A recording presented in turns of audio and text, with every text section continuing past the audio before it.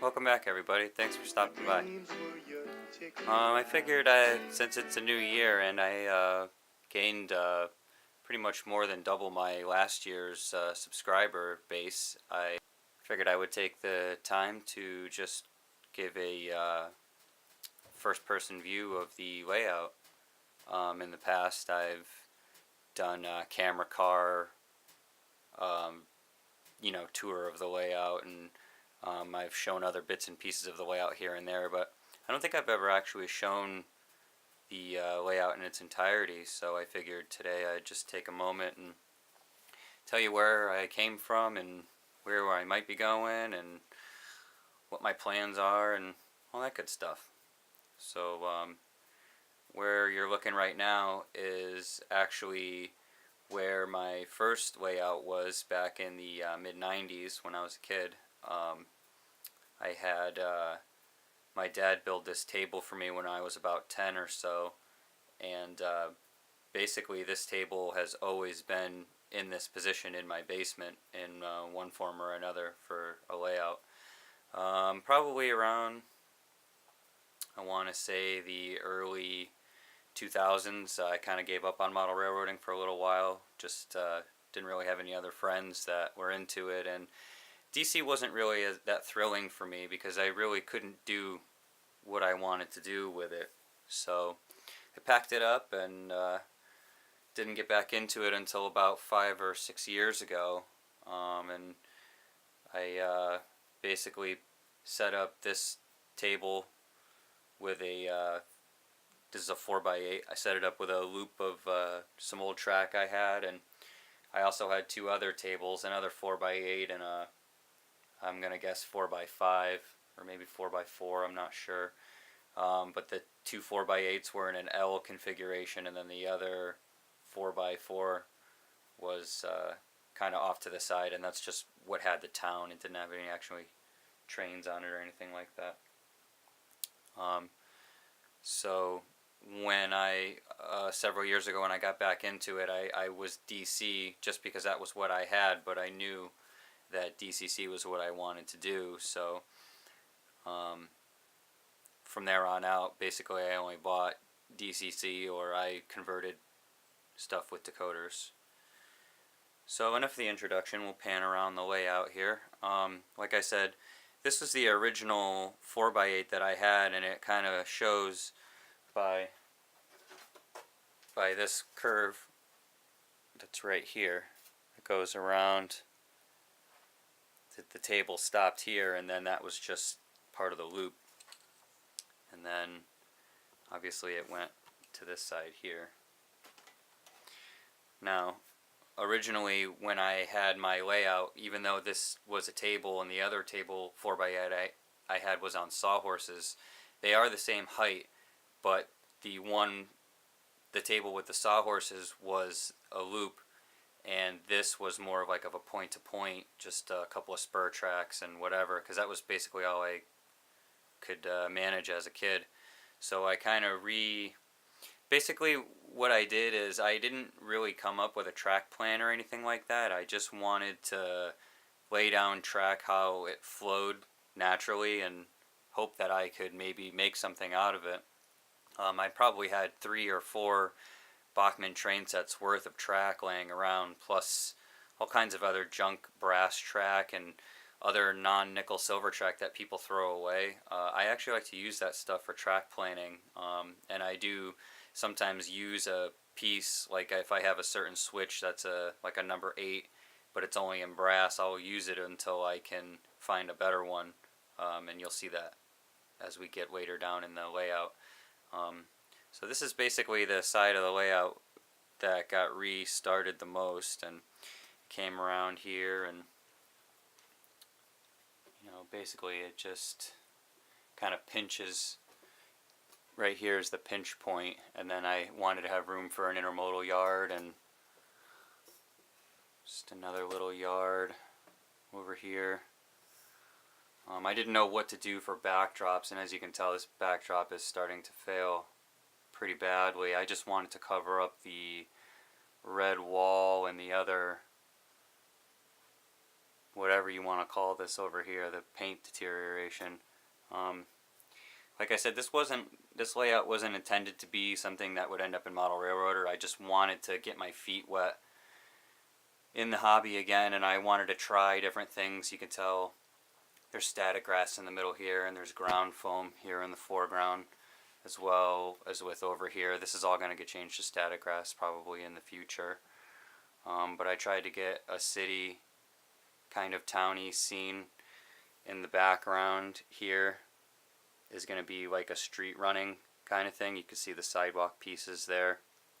And then this is probably going to end up being like a loading shipping facility, and then cars will be on this track getting loaded and unloaded, just to add some operational interest, because this was originally going to be a drive-in, and I think I'm going to change my mind on that. It was supposed to replicate the drive-in here in Hartford. The Hartford drive-in was on the Berlin Turnpike, and it was pretty much, you know, the landmark of the town that I lived in. And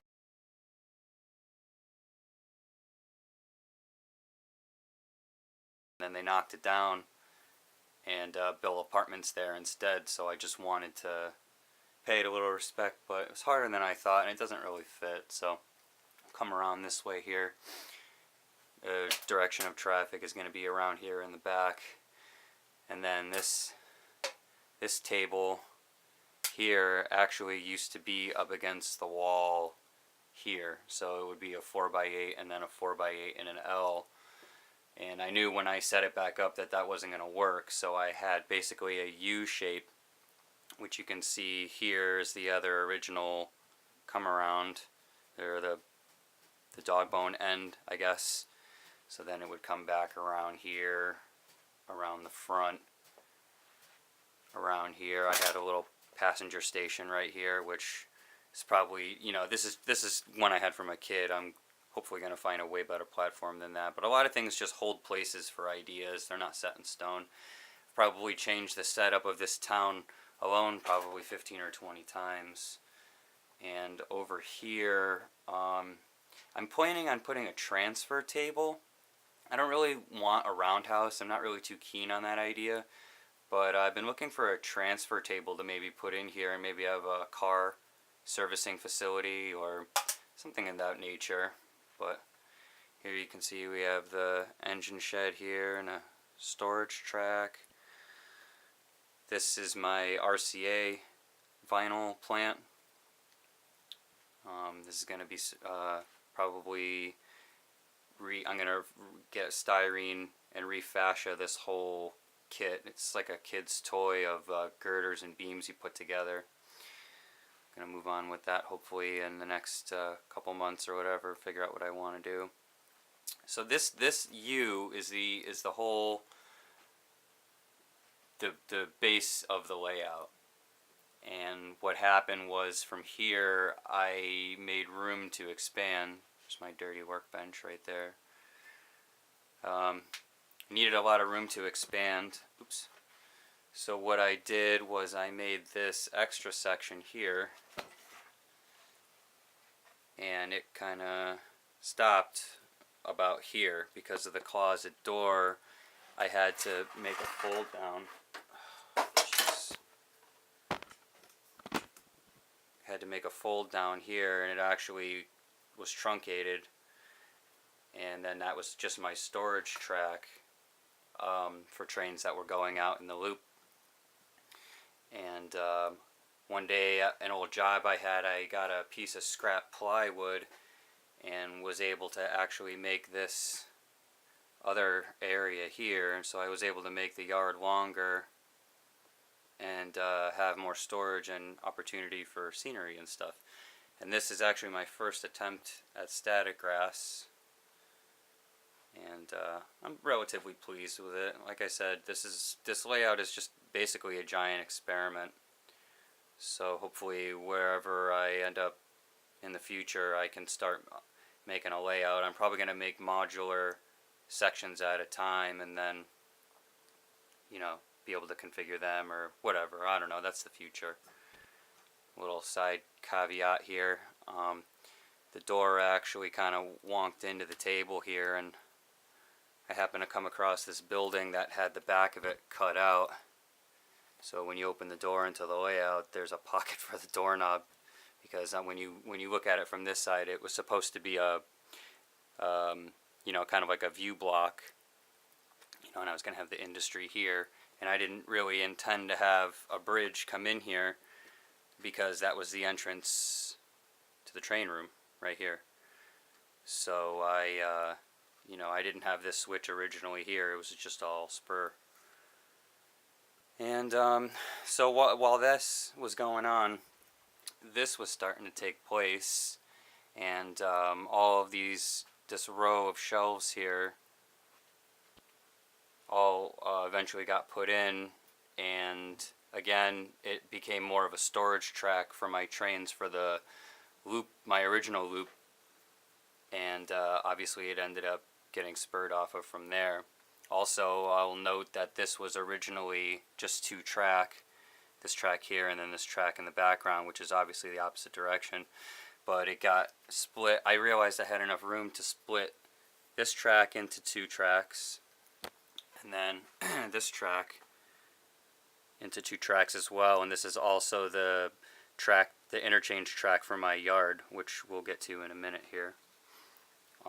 Obviously I plan on using a lot of fascia panels and stuff like that. I got my cabs set up over here. I moved them there from where they originally were.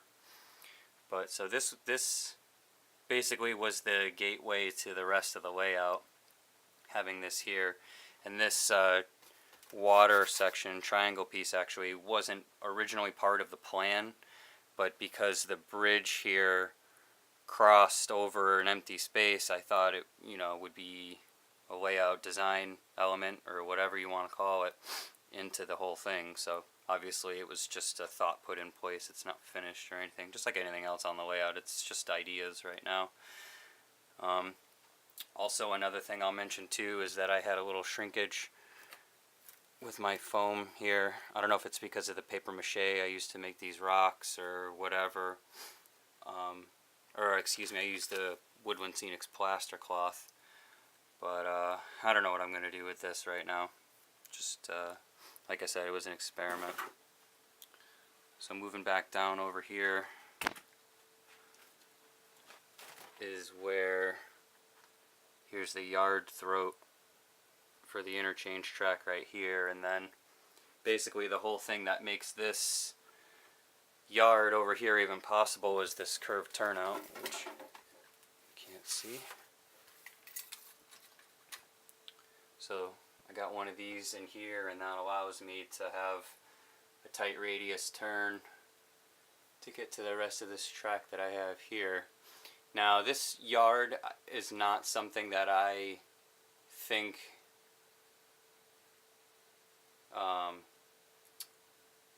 this yard is kind of like, it just kind of happened. I don't like it when there's a kidney like there is here, and then there's just a yard stuffed in the middle of it. It seems like poor planning, but I really needed the storage. As you can see, I have a lot of rolling stock. So I put it in here, and I got my repair or track maintenance and MOW train here in the background. That was another afterthought. Like I said, this was all just kind of like an organic thing. As I needed space, I added to it. I had so much junk track that I ripped up from other layouts I demolished. I was able to be entertained with the possibilities of having all that extra track. Got my engine shed over there. And so again, this was supposed to be just a kidney to loop back and go back around here and then back to the layout. Here's where I keep some of my boxes of stuff. So, and then I had some shelving free up, and then the rest of the layout, which ended up being the B loop, happened. And this is the mess contained part of the layout, because I don't know, this is the place I came up with the last, so it's going to be the last obviously to get finished. I kind of wanted to do 4 different seasons on the layout, so I'm thinking this is going to be all snow. But obviously it doesn't look like anything right now because there's just junk everywhere.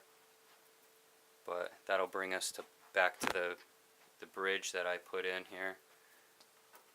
Of course it's seen better days, but so you come over back to Puller Bridge and then the bridge will bring you back. So it's actually kind of 2 loops in the one layout that I,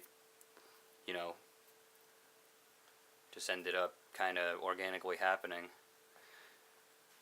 So you got a couple storage tracks here, a passing track, and we got the diamond over here to service our sand and gravel facility, or maybe concrete ready mix facility. And got our little trailer park.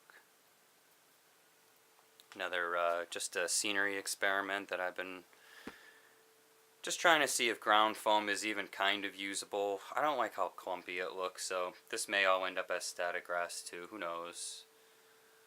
But here's the cement plant and the other loading plant here. So this is definitely selectively compressed, and it's not really based on anything in particular. So we just have like industries to switch out, and I kind of just like the run-by effect. Here we have our molasses factory, if you're wondering what that is. So I just basically need places to store rolling stock that's not running, but also make it look like it's at its destination, being unloaded or loaded. And I just wanted trains to run, and I just have nice places to look at them go by, or the run-by effect, I guess. So just gonna come around back on this.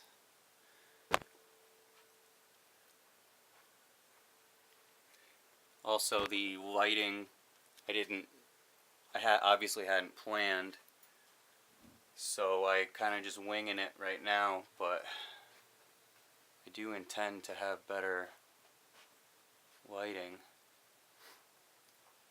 If I had to guess the whole size of this layout, it's probably about 30 feet by 10 feet, if I had to guess. So, like I said, a lot of this layout, I'll say only 1/3 of this layout I originally intended on having, and then I just kept expanding a little here, a little there, add a piece here, add a piece there. I don't intend this to be anything that's, like I said, award-winning or magazine-worthy. I'd been out of the hobby for so long, I never even really was in it as a kid enough to even have scenery other than like, the roll of grass mat or the cheap stuff that you get in a box. So I really, before I ended up letting myself down and spending a lot of money on this and that and the other thing that's all professional, I wanted to see what I was even good at and bad at, find my strengths and my weaknesses, and do what comes easy to me first, and then whatever is hard I'll learn how to do and get it done. So that's basically a whole tour of the layout here. Coming back on the entrance to the B loop here. Just thought it'd be nice to have a little one-on-one with the new members of this audience, as well as some older members of the audience that have been here from last year or the year before that would just like an update. So yeah, I'm hoping that, as the months and whatever come by, that I'll have more updates from the layout to show you. You never know what part of the layout I'll be working on next, so really anything could happen. As you can see, I got different things that I've shot from past videos still hanging out on the layout that I need to get rid of, but and yes, I actually do operate the layout, both the A loop and the B loop, never really fall out of service. This is actually Puller Bridge 2 here. The first one got knocked loose, and also just the way that it was affixed to the layout as a pull-out section wasn't really very sturdy, so I kind of reimagined it. And you just have two rail joiners that you slip out, and the foam is thick enough to accept the 2x4. And then on this side, I'm gonna put some magnets, some really strong magnets here. One for, one on this part, and then one in here, and then they'll just stick together. But trains totally run relatively frequently. I mean, obviously I have all the little quirks like everybody else. Train will run 10 times, and then the 11th time it'll derail, but that's the way she goes. So anyway, I just want to thank you all for stopping in and hearing me ramble about the layout and what might be happening in the future. So stay tuned, and hope you enjoy the videos I come out with. Thanks for watching.